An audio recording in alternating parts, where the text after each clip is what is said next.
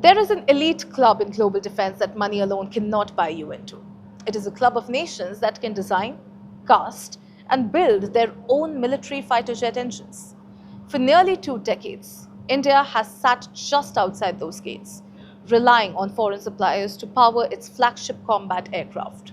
But the geopolitical vulnerabilities of that dependency have just forced an absolute historic reversal.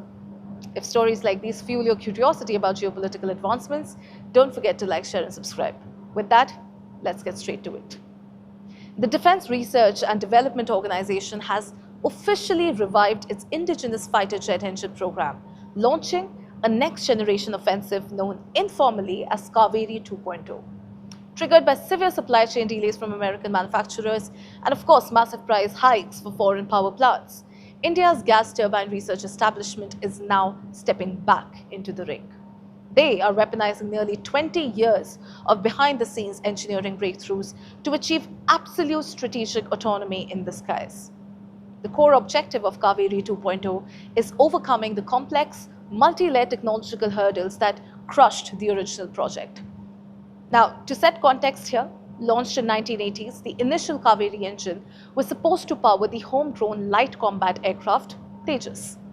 But despite a massive investment of over 2,000 crore rupees, the program hit a wall. It struggled with insufficient thrust levels, generating only 72 kilonewtons instead of the required 83 to 85 kilonewtons, excessive structural weight, extreme high temperature, metallurgy challenges, and catastrophic turbine blade failures at high altitudes. Then in 2008, the government officially delinked it, shifting the Tejas to imported General Electric F404 engines. But the research never truly died. Behind the closed doors, gas turbine research establishment pivoted, successfully developing the Kaveri derivative engine. It is a simplified, dry variant without an afterburner tailored explicitly to power the DRDO Ghatak stealth unmanned combat aerial vehicle.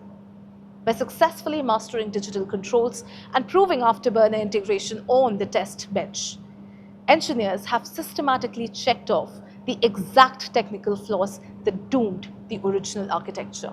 Now, Kaveri 2.0 is scaling that success right back up into a full-fledged fighter-class turbine engine through a highly structured three-phase roadmap. Phase 1, of course, is to finalize the current afterburning prototype to reliably deliver a 73 kilonewton thrust profile. Phase 2 shall conduct live flight testing by integrating the engine directly onto an older Tejas Limited Series production airframe, utilizing its native dimensions to minimize structural modification risks. And Phase 3 aims to achieve a highly optimized production standard model capable of pounding out 84 to 85 kilonewtons of thrust, thereby fully matching the parameters required for frontline fighter combat. This technical surge is backed by decades of accumulated Indian material science. The program is utilizing advancements in advanced high-temperature superalloys, a single crystal turbine blade casting technology, highly efficient compressors, and state-of-the-art digital engine control systems to guarantee operational resilience under extreme combat stress. Right now, India's domestic fighter manufacturing lines are facing severe bottlenecks. Fully built Tejas airframes are currently sitting static inside factories because US-based GE Aerospace has failed to deliver F404 in 20 engines on schedule, directly stalling deliveries to the Indian Air Force.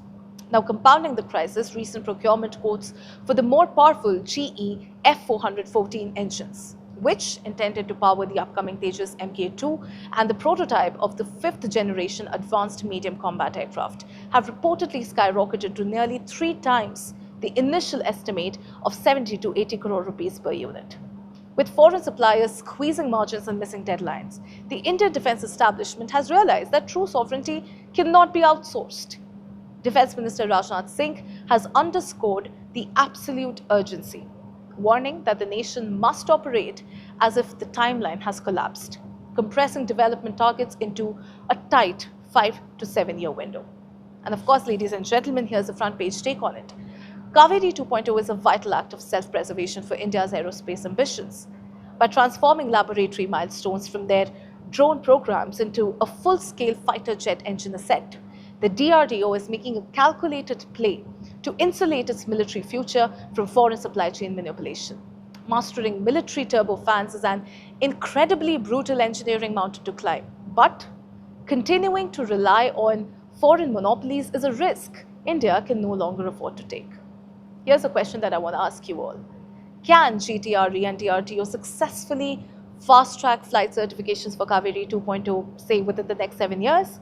Or will the historical metallurgical hurdles of high-thrust engines cause even further delays? Let us know what you think in the comments below. This, ladies and gentlemen, is Front Page by AIM Network.